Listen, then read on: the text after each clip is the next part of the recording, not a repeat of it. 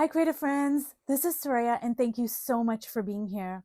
It's really cold outside, so this is a beautiful, beautiful day to meet around the virtual fireplace with a hot cup of tea and talk about women who run with the wolves.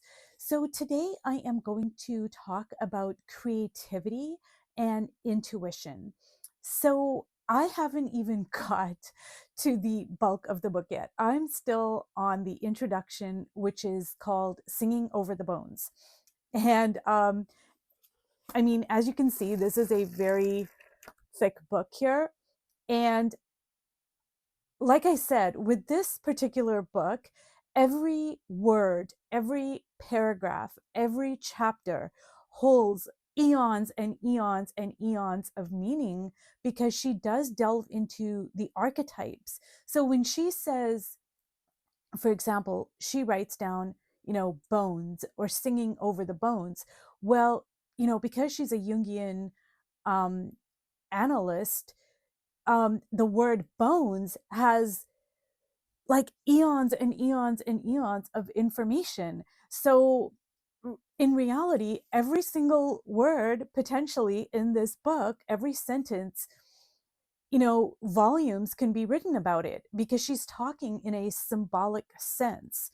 So, let's get back to creativity and intuition. Now, I have another book here. It's called Anatomy of the Spirit, and it's by Carolyn Myss, and I've talked about her before. She really combines archetypes and chakras, and she does it all within the framework of a spiritual context, but she explains it in such a concise, easy to understand way that, I mean, I haven't come across any other work that explains everything so succinctly.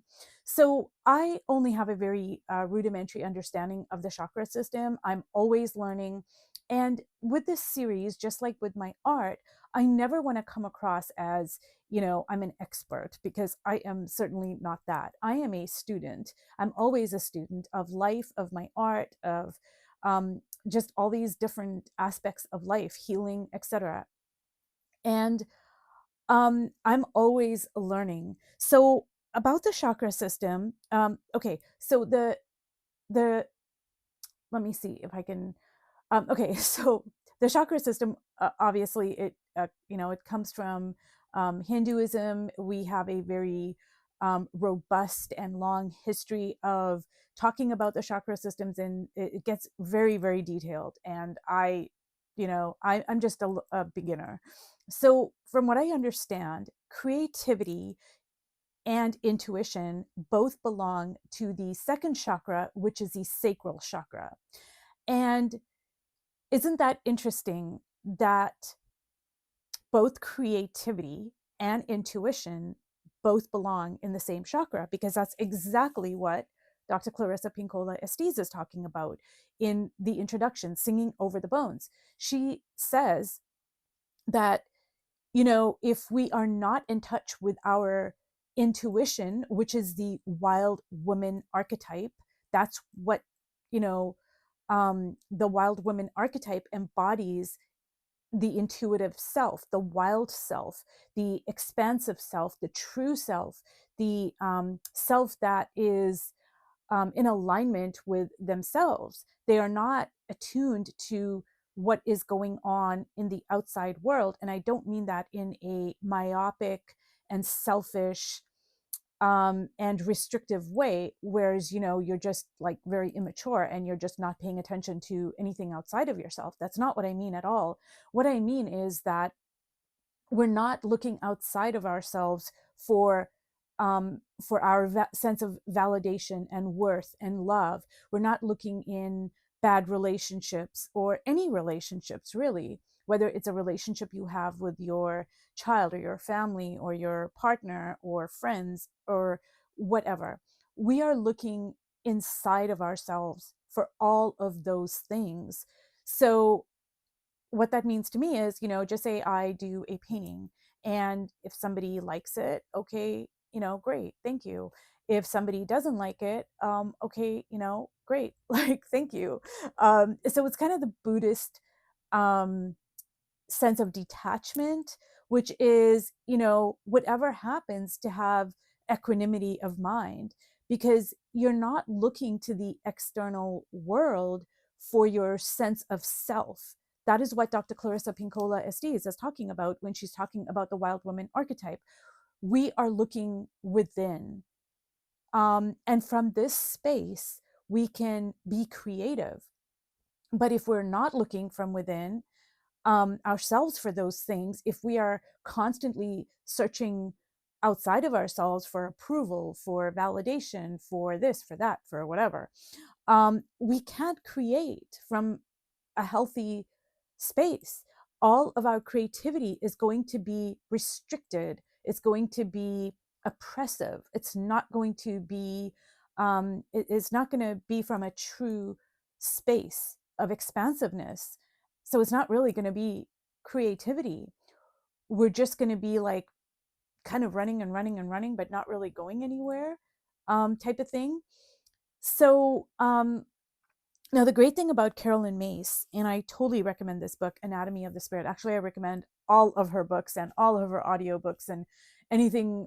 She does also have a lot of lectures, because she has, I think she's retired now, but, in her earlier years, she actually like did a lot of lectures, and all around the world, and she compiled them into a series of audiobooks. And I've listened to some of them, and she's just brilliant. But one of the great things about Carolyn Myss is she expands on the chakra system. So she talks about the second chakra, as embodying also ethics, money, relationships. Um, and she talks a lot about the power of choice. These are all, they all belong to the second chakra. Now, just so I can explain this, even though creativity and intuition, etc., resides in the second chakra, the sacral chakra, it doesn't mean it's solely in that area. Like, so for instance, just say I want to paint something. So it has to start with an idea. It has to start with, like, I don't just like sit down and, like, I have to have some kind of an inclination. It has to be like, maybe I'm inspired by something, and inspiration belongs to the seventh chakra. So these chakra systems work together. But like, if one chakra system is blocked, usually it starts off in the lower chakra systems.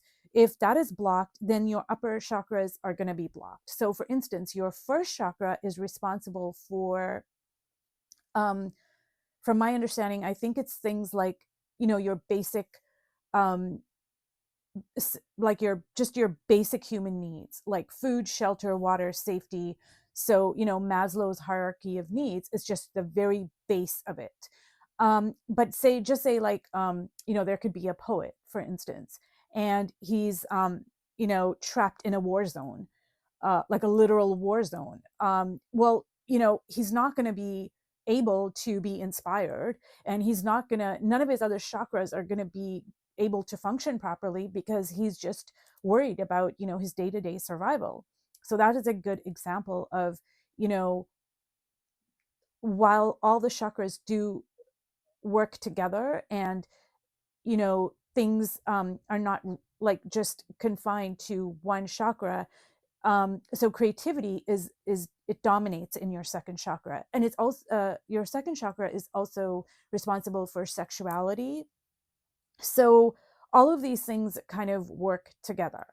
Anyways, I'm sorry, I'm kind of like, these things are difficult to explain. They're not simple concepts.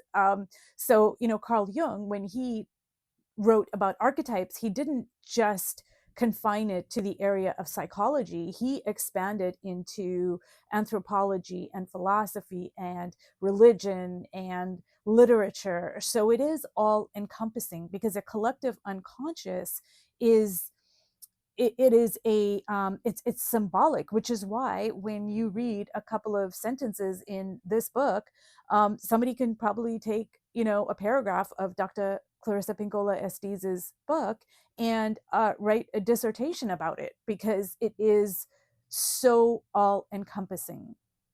So anyways, um I'm sorry, I lost my train of thought. Okay, let me just get back to it. So basically, what Dr. Clarissa Pinkola Estes is saying in this book, singing in this introduction, Singing Over the Bones. So she is saying that we have to get in touch, give voice, give space, whole space for our wild woman archetype, the all the energies that that embodies. And once we nurture the wild woman within us, and it could be anything, could nurture the wild woman. It is specific to who you are. Like something that's going to nurture me is may not nurture you. So you have to find out what is going to nurture the wild woman archetype in you. Like what is going to feed you, feed your soul, feed your heart.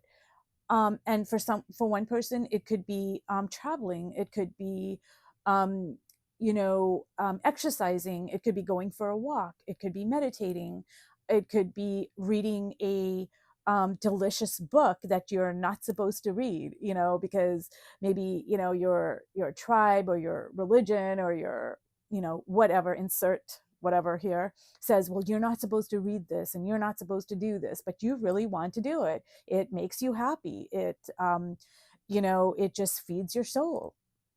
It just delights you. You know, it doesn't have to be profound. um, Sometimes you can just go and sit under the stars at night and have a glass of wine and listen to some music.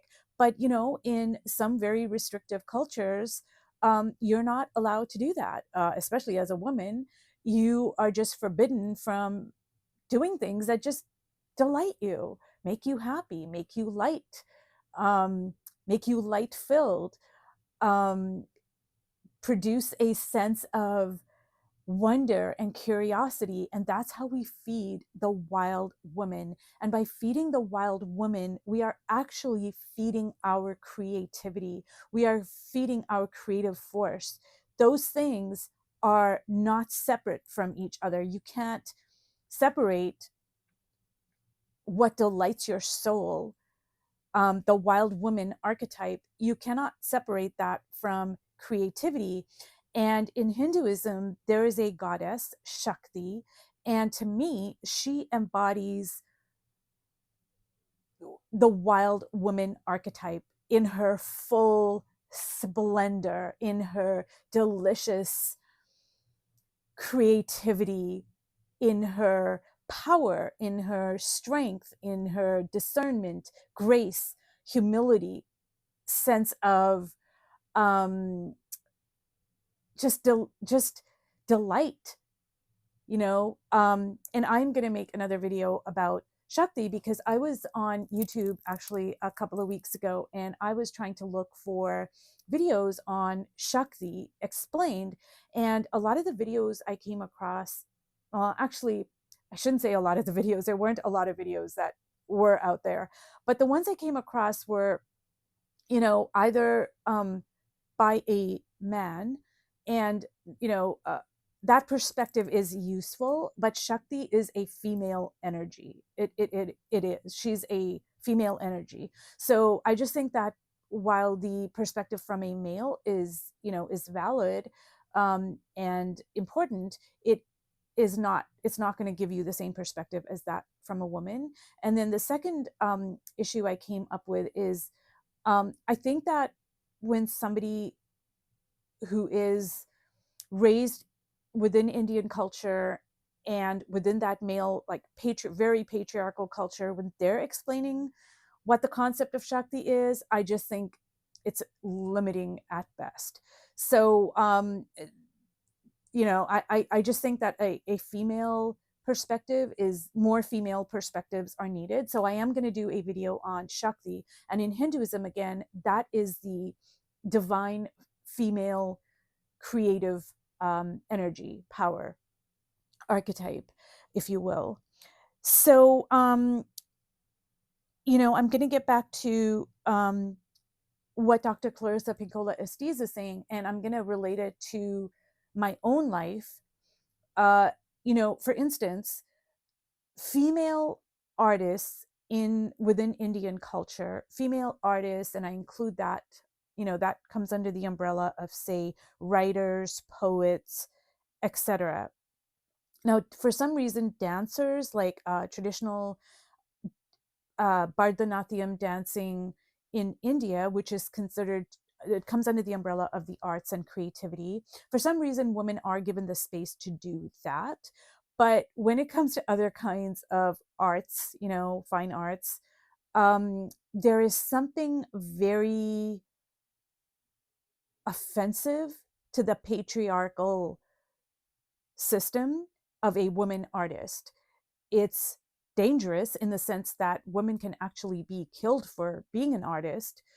And it goes against the sensibilities of only men can be creators. Yeah, sure, women give birth, but within a patriarchal system, that is not really appreciated in a real sense. They might pay lip service to it, but in a very practical level, women giving birth is not considered to be a creative endeavor. So there is something very kind of offensive to the patriarchal structure of a woman being a creator, like a painter, a writer, a poet, etc. So for me, for instance, within my family of origin, within the way I was raised, I was not given any kind of support or validation, or um, I just wasn't given that space. And what I had to do was I started art journaling when I was in my mid teens, kind of by accident.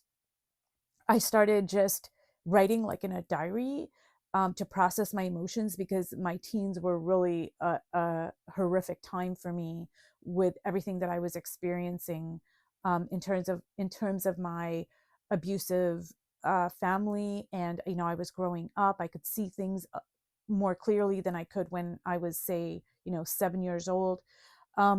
So I started art journaling kind of by accident. And I had to keep it hidden. Like, it wasn't something I did openly. And I carried my little art journal with me everywhere I went, and I would leave it in my school, in my locker, just because I didn't want anybody having access to it. Um, in my home. So for me, it was only after I left home and I went out into the world that I started nurturing my creative self. And I did little things like, wearing what I wanted, and going where I wanted. Those might seem like very tiny things, but to me they were huge, because the environment I was in was so restrictive. um it was about control, just control, control, control. We don't care about how you feel. Actually, the less feelings you have, the better, unless they serve the powers that be.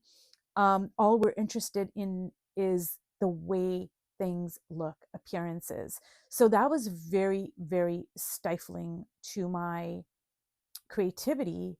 And living in an environment like that, and being downloaded with those belief systems, really stunted my intuition, my intuitive self. So, anyways, I know this covered a lot, and I didn't mean to go into the chakra system and all of this stuff, but like I said, this book covers a lot of different things, because it talks about the human psyche, which is all encompassing. It covers a wide range of things. So anyways, if you have any questions or comments, and any feedback, I really appreciate it. And thank you so much for joining me here. I really appreciate this the space, you guys holding space for me. And I hope that this is a very warm, nurturing, safe environment where we can kind of, share what we kind of know, our journeys. And thank you so much for being here. Okay, I'll see you in my next video. Bye.